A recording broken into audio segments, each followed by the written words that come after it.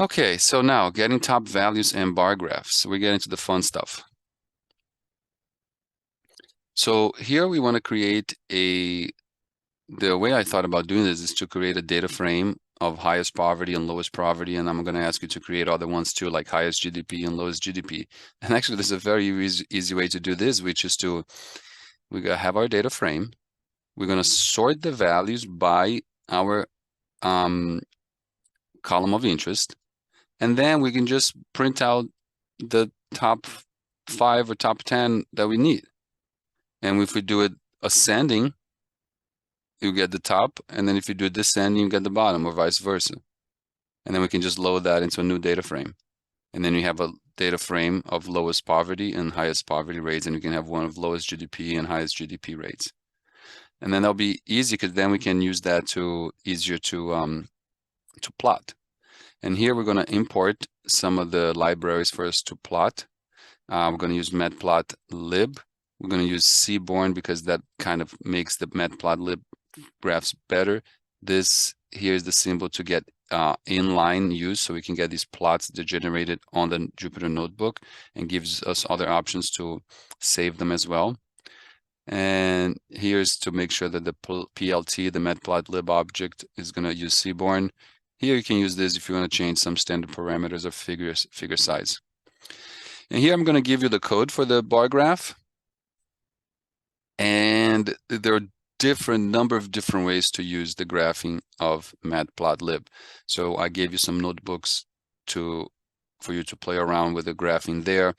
Note what's going on here is that I have our data frame, and the data frame itself has a plot function, and the plot function has a number of parameters, and then we can modify them as appropriate. Make sure you get the x-axis and then the y-axis as you wish, legend or figure size, kind of graph, the wide limit, and then we're going to put that into an axis object. And then we do that because then we can easily modify other properties like y label and x label and so on. Here, this other one here rotates the x labels, the x sticks. This other statement helps us make sure that I was noticing that the output would like being cut off. So it's kind of weird, but I found this code to make sure that it doesn't get cut off when we save it.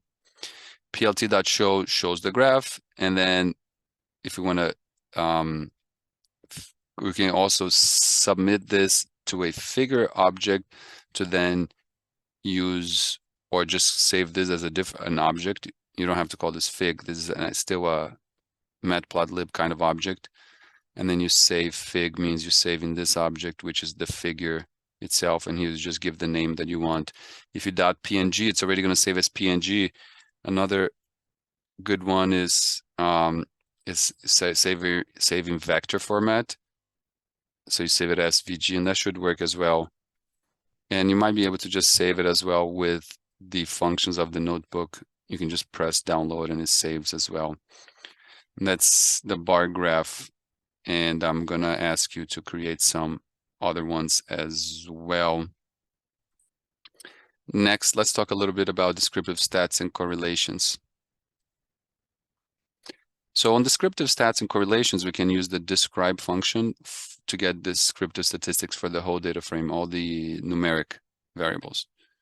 And you get the count of the rows, the means, the standard deviation minimum. So there's a lot of information, but you can take time. You can see for example, minimum poverty percent is 8% and the highest 21. So it's kind of big. Min GDP per capita, max GDP per capita, and so on. Remember this code all the way up here.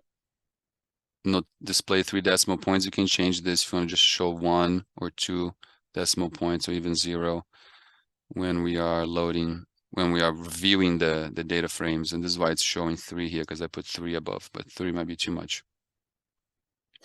Let's talk about histograms.